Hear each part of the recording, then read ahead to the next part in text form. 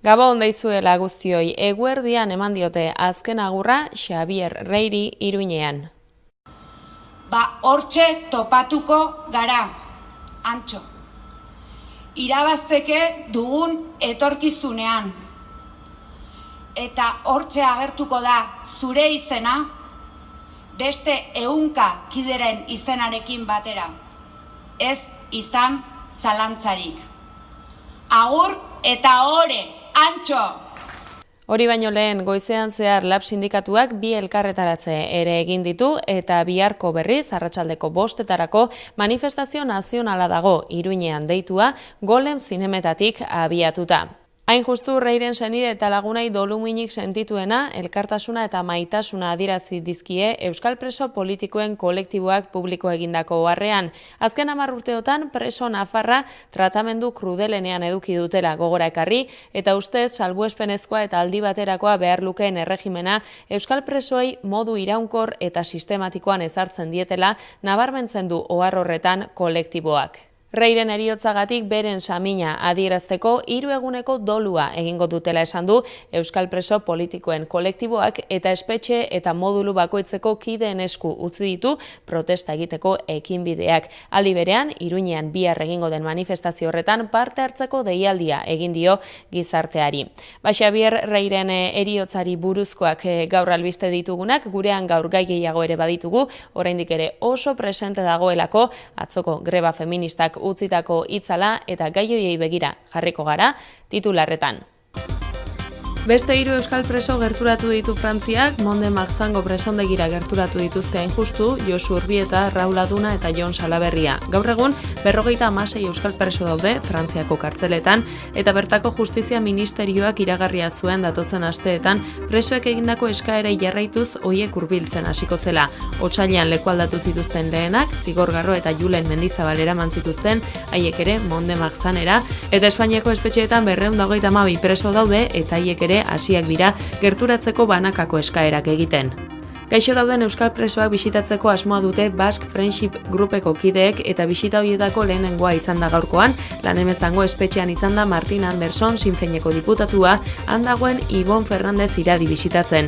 Haren zigorra eteteko eskatu du bisitatik atera denean eta Fernandez Iradirena ez ezik gaixo dauden gainerako presoen egoera ere konpontzeko eskatu du.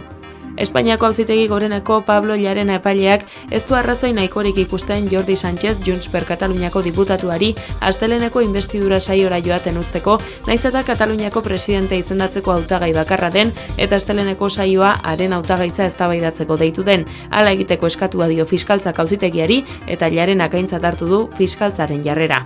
Mugarri bat ezarri du mugimendu feministak martxoaren 8irako egindako greba deialdiarekin, inoiz ikusi gabeko mobilizazioa aktibatu du Euskal Herri osoan kalean egindako indar erakustaldia bide luze baten abiapuntua izatea nahi dute orain. Aipatzekoa da bestalde, Bilbon egindako mobilizazioak oihartzun zabala izan duela mundu mailan ere, The New York Times egunkariak bere edizio digitalean behintzat Bilboko berri jaso duelako. Izan ere milaka eta milaka emakumek Euskal Herriko kaleak leporaino bete zituzten munduko 11 bazterretan egin bezala, mundua gelditzeko egin zuten planto eta erakutsi zuten gizarteak elukela funtzionatuko haiek gabe. Besteak beste adineko emakumeen presentzia ere nabarmena izan zen atzoko protestetan. Euskal Herriko mugimendu feministentzako, emakume guztientzako egun berezi bat, egun handi bat izan zela, ezta? Hainbeste jende ikustea, espero ez genuen, hainbeste jende ikustea, hainbeste emakume ikustea, zoragarria izan zen. Aurreko egunetan ere emakume jubilatuak, emakume helduak esaten ziaten, noiz dira manifestazioak, noiz dira. Arrarua sentitzen nintzen ez, eta lagune izaten nien, jende esko torriko da, jendea galdezka da biela. Ezen gauza normal bat, normalen jendea oso gutxitan galdetzen du, ez da noiz den manifestazioa, noiz den konzentrazioa, baina egun hauetan jendea galdezka. Ikuste zen gogoa zegoela, joateko.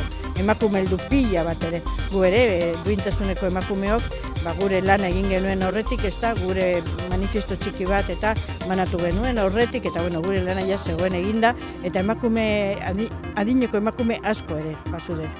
Eske gazteok, umeak, neskatiak, adineko jendea, ikaslek, oso egun berezi bat izan zen atxokoa. Ana Beltran Alderdi Popularreko Nafarroako parlamentariak kargu hartu die soziolinguistika klusterreko ordezkariei euskaraz hitz egiteagatik eta Nafarroa Hego Euskal Herriko lurralde gisa identifikatzeagatik. Herritarrekiko eta erakundeekiko harremanetako batzordea egin dute gaur goizean eta bertan soziolinguistika klusterreko ordezkariek agerraldia egin dute euskararen erabilerari buruzko inkestaren emaitzak aurkezteko. Geroa bai, EH Bildu, Ahal Dugu eta Ezkerra taldeek eskatuta egin dute lan saioa. Gonbidatuen txanda amaituta ordea, Beltranek hartu du hitza erabat sututa. Les quiero decir con todo el respeto que a mí me ha parecido, valga la redundancia, una falta de respeto que ustedes vengan aquí a este Parlamento, a una zona donde el euskera no es oficial, que no sé si ustedes lo saben, pero esta zona donde estamos aquí sentaditos, Pamplona, no es una zona donde el euskera sea un idioma oficial. Ni por supuesto en la zona sur de Navarra. No lo es. Y ustedes han venido aquí a sabiendas de que en esta comisión, y si no lo saben, lo deberían haber preguntado, a utilizar el euskera como arma arrojadiza. Conocen perfectamente que Navarra no es País Vasco Sur. Lo saben perfectamente. Han venido aquí a molestar y a hacer daño.